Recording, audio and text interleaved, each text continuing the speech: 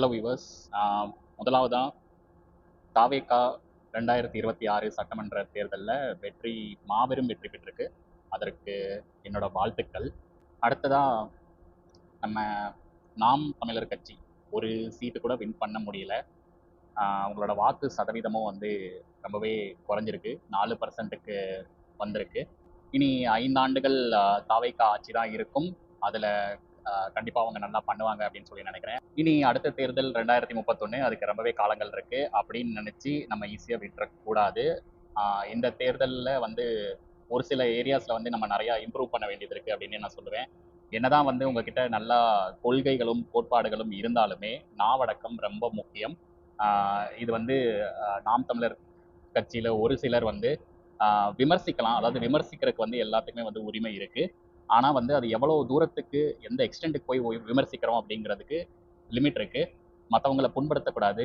புண்படுத்தினா அது எந்த அளவுக்கு பாதிக்கும் அப்படிங்கிறதுக்கு இந்த தேர்தல் ஒரு எடுத்துக்காட்டு. ஐ ஹோப் நம்ம இந்த தேர்தலில் இருந்து இந்த பாடத்தை கற்றிருந்திருப்போம். நம்ம கிட்டேயே வந்து நிறைய நல்ல விஷயங்கள்லாம் இருக்கு. அதை வந்து நம்ம கிட்ட இப்போ 11 லட்சம் சொச்சம் பேர் வாக்களித்திருக்காங்க. இந்த 11 லட்சத்தை எப்படி 50 லட்சமா ஆக்குறது, எப்படி 75 லட்சமா ஆக்குறது அப்படின்னு யோசிக்கணுமே தவிர மற்றவங்க கிட்ட இருந்து தவறான முறையில் வந்து விமர்சித்து அந்த வாக்குகளை பறிக்கணும்னு எதிர்பார்க்க தேவையில்லை. இந்த அப்ரோச்சை வந்து நாம் தமிழர் கட்சி கண்டிப்பாக மாற்றணும். அதே போல் நம்ம தேர்தலுக்கு தேர்தல் சொல்லிக்கிட்டு இருந்தோம், நம்மளோட வாக்கு சதவீதம் ஒவ்வொரு தேர்தலில் இருந்து அடுத்த தேர்தல் வரும்போது இன்க்ரீஸ் ஆகிட்டே இருந்திருக்கு. அப்படி இருக்கும்போது 2026 தேர்தலில் கிட்டத்தட்ட 4% கம்மியாயிருக்கு. இது வந்து நிஜமாவே வந்து கொஞ்சம் யோசிக்க வேண்டிய ஒரு விஷயம். நம்ம மக்களுக்காக எவ்வளவோ இடத்துல வந்து களத்தில் நின்றுருக்கோம், எத்தனையோ போராட்டங்கள் சந்திச்சிருக்கோம், எத்தனையோ வழக்குகள் சந்திச்சிருக்கோம். இத்தனை இருந்தும் நம்ம வந்து ஒரு சில விமர்சனங்களை வந்து தவறாக எடுத்து வச்சதுனால வந்து மக்கள் அதிருப்திக்கு ஆளாகிட்டோம் அப்படின்னு நினைக்கிறேன். நாம் தமிழர் கட்சியோட பேச்சாளர்களாக இருக்கட்டும், தலைமையில் இருக்கிறவங்களா இருக்கட்டும், அவங்களுக்கு நான் வைக்கிற வேண்டுகோள் ஒன்று தான். யாருமே வந்து கடினமாக வந்து விமர்சிக்காதீங்க, தற்குறி அப்படிங்கிற மாதிரி வார்த்தையெல்லாம் யூஸ் பண்ணாதீங்க.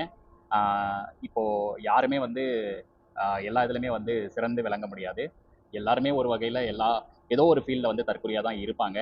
அதனால் அவங்களுக்கு அவங்க நாலேஜை எப்படி இம்ப்ரூவ் பண்ணலாம், அவங்கள எப்படி மோட்டிவேட் பண்ணலாம், அவங்க வாக்கை வந்து எப்படி ஒரு நல்வழியில் இந்த பக்கம் மாற்றலாம் அப்படின்னு யோசிக்கணுமே தவிர அவங்கள வந்து ஏளனமாக பேசி நம்ம வந்து ஒருபோதும் வந்து ஜெயிக்க போகிறதில்ல அப்படிங்கிறதுக்கு இந்த எலெக்ஷன் வந்து ஒரு மிகப்பெரிய பாடம் அப்படின்னு நான் நினைக்கிறேன். இந்த தோல்வினால் நாம் தமிழர் கட்சி துவண்டு போகாது.